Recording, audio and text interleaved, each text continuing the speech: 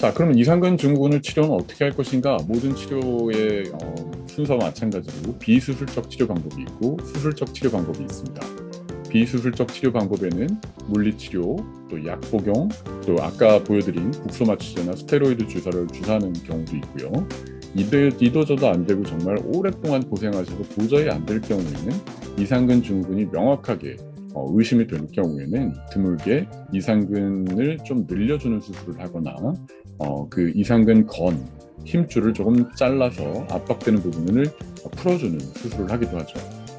그리고 좌골신경 주변으로 뭔가 유착이 있거나 그 염증이 아주 심한 경우에는 신경 박리술을 하기도 합니다. 그런데 이 수술적 치료 방법은 많이 시행되지는 않습니다. 저희가 수술적 치료를 할 경우에는 그 수술 치료 방법이 한 100명 100분을 수술을 했을 때 90분 이상, 그러니까 90% 이상, 뭐 좀 적게는 80% 이상은 좋아지셔야 저희가 예상을 하고 그에 맞는 치료를 할 수가 있는데, 이상근 증후군은 진단 자체도 어렵기 때문에 자칫 이상근 증후군으로 진단하고 수술을 하더라도 좋아지지 않는 경우가 있고요. 또 신경을 자극하는 경우도 있기 때문에 오히려 증상이 악화되는 경우도 있습니다. 그래서 수술적 치료는 굉장히 신중하게 시행을 하는 것이 중요하죠. 자, 그럼 제가 추천드릴 수 있는 것은 이상근 증후군 스트레칭 방법인데요. 간단하게 하실 수 있는 방법부터 말씀을 드리겠습니다. 오른쪽 이상근을 스트레칭하는, 저와 같이 오른쪽 다리를 마치 양반다리 하듯이, 책상다리 하듯이 잡아서 눌러주게 되면 이상근이 스트레칭이 될 수가 있는 거죠. 그리고 역시 오른쪽 이상근을 스트레칭하는 방법입니다. 이거는 고관절 스트레칭할 때 자주 나오는 방법이죠. 오른쪽 다리를 왼쪽 다리에 올린 후에 가슴으로 당겨주게 되면은 왼쪽 그림에서 보는 바와 같이 이상근이 스트레칭이 되면서 효과적으로 이상근을 스트레칭할 수 있습니다. 또 다른 방법으로 앉아서 하는 방법은 역시 오른쪽을 반대쪽 무릎 위로 교차시켜서 저와 같은 방법으로 몸을 틀어주면은 이상근이 역시 스트레칭 되면서 효과적으로 스트레칭을 할 수도 있습니다. 이만큼 스트레칭이 중요하다고 저는 생각을 합니다. 그 주사를 놓아드리는 경우도 있지만 효과적으로 스트레칭을 꾸준히 하시는 경우에 이것만으로도 증상이 좋아지시는 분들이 상당히 많이 있거든요. 그리고 저는 마사지도 중요하다고 생각을 하는데요.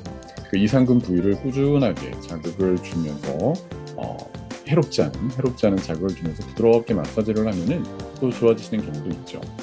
마사지를 하는 방법에 혼자서 하실 경우는 폼롤러를 사용해서 저와 같이 오른쪽 이상근을 마사지하는 방법도 있고요. 간단하게는 테니스공을 사용해서 이상근 부위에 위치를 시키고 몸을 움직여줘서 압박을 하는 방법도 있습니다.